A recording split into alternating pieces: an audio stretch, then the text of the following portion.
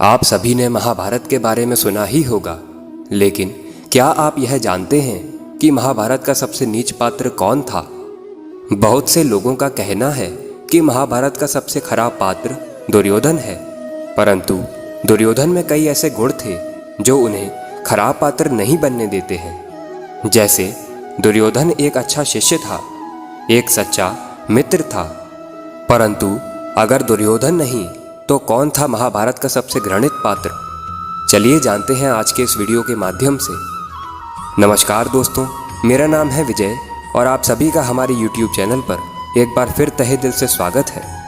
आज के इस वीडियो में हम जानेंगे कि आखिरकार कौन था महाभारत का सबसे घृणित पात्र, और साथ ही हम जानेंगे ऐसे कुछ निम्न स्तरीय कृत्यों के बारे में जो उसे महाभारत का सबसे नीच पात्र बनाते हैं। दोस्तों, महाभारत के सबसे नीच पात्र धृतराष्ट्र थे, क्योंकि उन्होंने अपने अंधेपन को इतना बड़ा अभिशाप समझ लिया, जिसकी भेंट न सिर्फ उन्होंने अपने 100 पुत्र चढ़ा दिए, बल्कि समस्त कौरव वंश को ही समाप्त करवा दिया।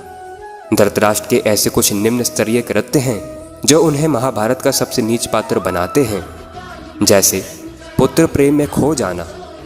धृतराष्ट्र अपने पुत्र प्रेम में इतना खो गए थे कि उन्हें अपने पुत्र के बुरे स्वभाव भी नहीं दिखे। युयुत्सु को छोड़कर धृतराष्ट्र के सभी पुत्र बुरे स्वभाव के थे। सिंहासन की लालसा। धृतराष्ट्र के मन में सदा सिंहासन का लालच बना रहता था। वे अपने बाद अपने पुत्र को ही सिंहासन का उत्तराधिकारी बनाना चाहते थे। योग्य न होते हुए भी वह दुर्योधन को राजा बनाना चाहते थे। धृतराष्ट्र ने मन ही मन दुर्योधन को राजा बना दिया था, लेकिन जब विदुर, भीष्म और अन्य मंत्रियों ने युधिष्ठिर को अगला राजा घोषित करने की मांग की तो वह घबरा गए और उनके मन में ताज के खिसकने का भय छा गया। पांडवों को बंजर भूमि देना।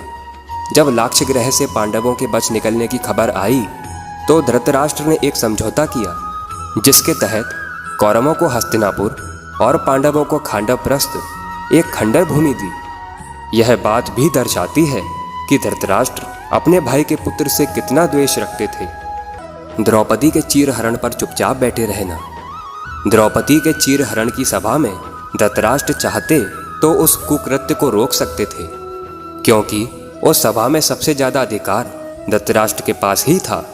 परंतु उन्होंने अपने पुत्र प्रेम के कारण अपने छोटे भाई की पुत्र वधू का इस तरह चीरहरण होना स्वीकार कर लिया।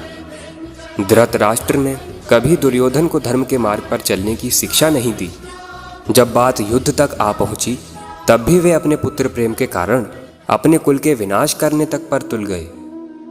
अभिमन्यु की मृत्यु के पश्चात धृतराष्ट्र के मन में अत्यंत संतोष की भावना उत्पन्न हुई, परंतु उनके लगभग सभी पुत्र भीम द्वारा मारे जाने के पश्चात उन्होंने भीम से प्रतिशोध लेने के लिए भीम को गले लगाने की चेष्टा की। परंतु श्री कृष्ण धृतराष्ट्र को जानते थे। उस समय भीम श्री कृष्ण के कारण ही बच पाए थे। तो अब आप समझ ही गए होंगे कि कैसे धृतराष्ट्र महाभारत के नीच पात्र बन गए। हम आशा करते हैं कि आपको हमारी यह वीडियो पसंद आई होगी। अगर पसंद आई है तो वीडियो को एक लाइक कर दीजिए एवं कमेंट में एक बार लिख दीजिए, जय श्री कृष्ण।